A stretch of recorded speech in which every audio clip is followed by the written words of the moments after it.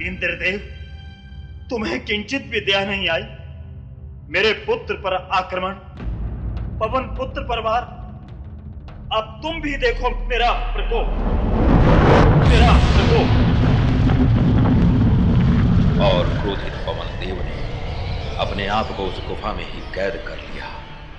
फिर क्या था, पवन के बगैर सारी सृष्टि अस्त व्यस्त होने लगी। चलती हवा रुक गई, हिलते पेड़ पौधे ठहर गए, मंदिर पर लहराता ध्वज स्थिर हो गया। जानवर अपने नथुने फुलाते हुए सांस लेने की कोशिश में यहां से वहां गिरते पड़ते भागने लगे। मनुष्यों का भी यही हाल हो गया। सांस लेने की फिराक में उनका दम फूलने लगा। नदी का पानी ठहर गया।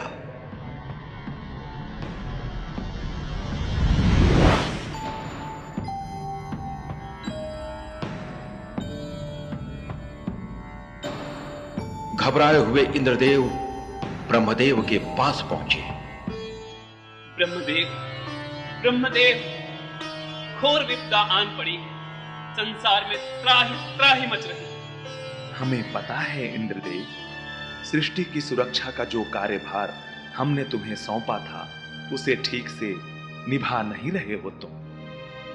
मैं तो निभा रहा हूं ब्रह्मदेव, परंतु ये सब पवन देव के कोप से हो रहा है। पवन देव? जी हां ब्रह्मदेव, पता नहीं वे कहां छिप गए।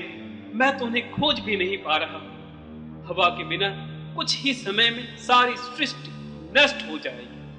अब आप ही कुछ कीजिए ब्रह्मदेव।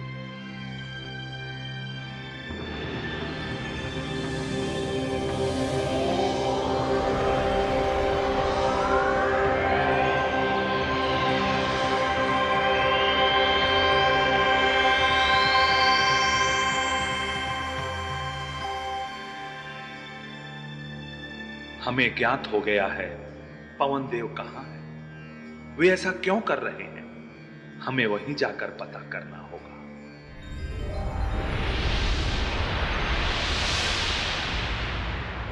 आप प्रणाम ब्रह्मदेव। पवन देव, तुम यहां हो?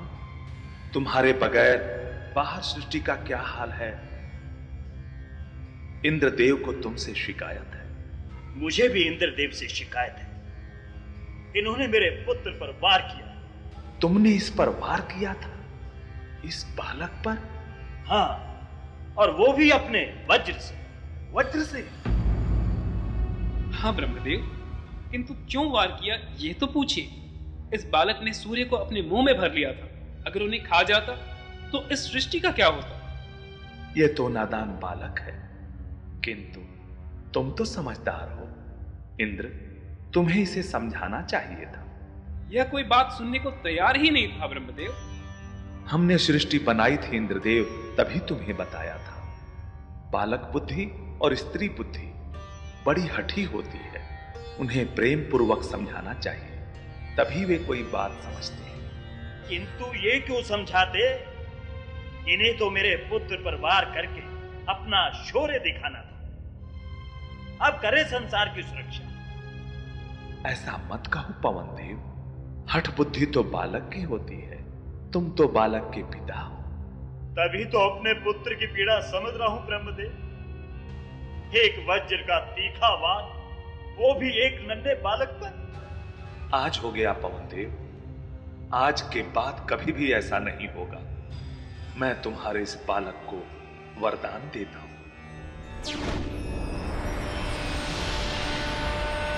और ब्रह्मा जी ने नन्हे हनुमान को वरदान दिया कि आज के बाद हनुमान की इच्छा के बिना उन पर किसी भी शस्त्र का कोई प्रभाव नहीं।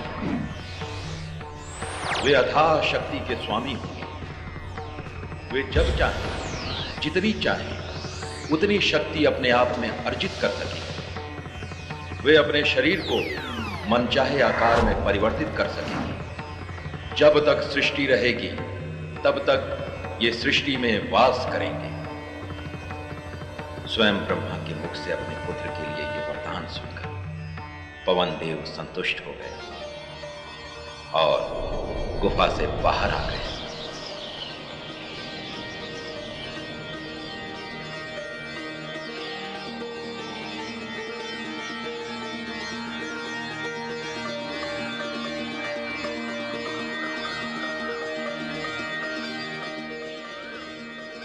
एक बार फिर से सारी सृष्टि अपनी पुनः स्थिति में आ गई।